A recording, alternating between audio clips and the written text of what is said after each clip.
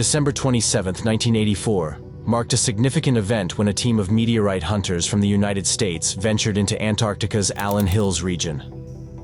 Antarctica is a prime spot for meteorite hunting, with about 2/3 of Earth's recovered meteorites originating there due to its frozen landscape, making meteorites stand out against the white ice. Among the finds, ALH 84001 stood out. This unique meteorite, grayish-greenish in color, was identified as a piece of Mars, with an age of approximately 4 billion years, making it the oldest Martian meteorite known.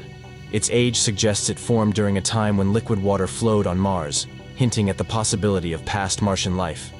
Further intrigue arose when microfossil-like structures were discovered inside ALH 84001, resembling Earth bacteria and even early RNA-based life forms, sparking controversy and a statement from then US President Bill Clinton. Decades later, the debate over extraterrestrial life continues. A brief history of panspermia. The concept of panspermia, suggesting life's ubiquity throughout the universe, dates back to ancient times, notably championed by the Greek philosopher Anaxagoras. It took until 1903 for Svante Arrhenius to propose panspermia as a scientific hypothesis, suggesting microscopic spores could travel through space propelled by solar radiation.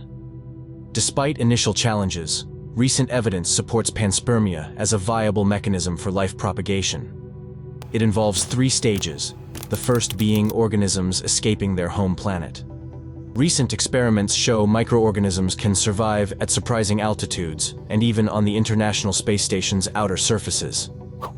Panspermia, the idea of meteorite impacts transporting life between celestial bodies, is a well-studied theory. ALH 84001, once part of Martian soil, was ejected into space by an impact and eventually reached Earth, possibly carrying surviving microorganisms. Chemical structures surviving ejection into space indicate the potential for life transport through cosmic collisions.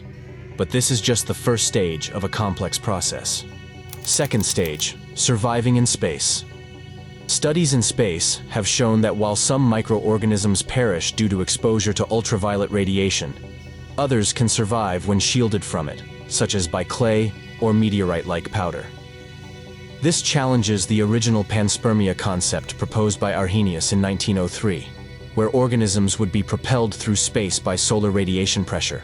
However, it introduces a new possibility. Life may survive within meteorites, sheltered from radiation.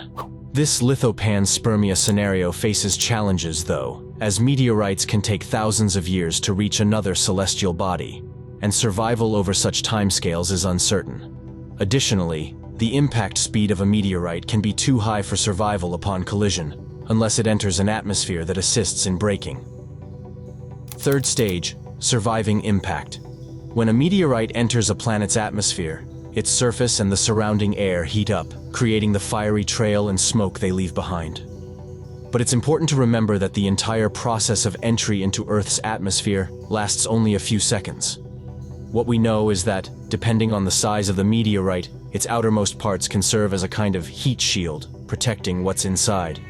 Not every meteorite collides with the Earth's surface, creating a huge crater and colossal impact. Most meteorites are small, and for these sizes, they usually reach the ground with a terminal velocity, which isn't high enough to form a crater. In summary, if it's possible for organisms to survive the atmospheric entry process, they also likely survive the final impact with the ground. Pseudopanspermia. The idea of panspermia has changed significantly over the years, and it's still not widely accepted by the scientific community. On the one hand, we increasingly discover evidence that life may be able to hitch a ride to other celestial bodies. But on the other hand, to this day, we have not found definitive proof that this has happened in the history of the solar system or our own planet. Perhaps life didn't rain down on Earth from space, but the precursor molecules for life did, and when they found a suitable environment on Earth, evolution began. The only certainty we have is that abiogenesis, the emergence of life from non-living matter, no longer occurs today, and we don't know why. Even if the panspermia hypothesis is ever proven, the problem of life's origins will remain open. Still, studying to write this script filled me with fascination that I hadn't felt in a long time. It's quite possible that in the coming decades, with manned missions to other planets, especially Mars, we will finally be able to answer the question that has kept many humans awake at night. Are we alone in the universe? Or have we at least had company, even if on another planet in the solar system?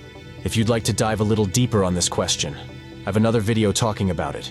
Feel free to take a look. And if you are curious to see more of any of the subjects from these videos, leave it here in the comments and take the opportunity to like the video and subscribe to the channel for more videos like this.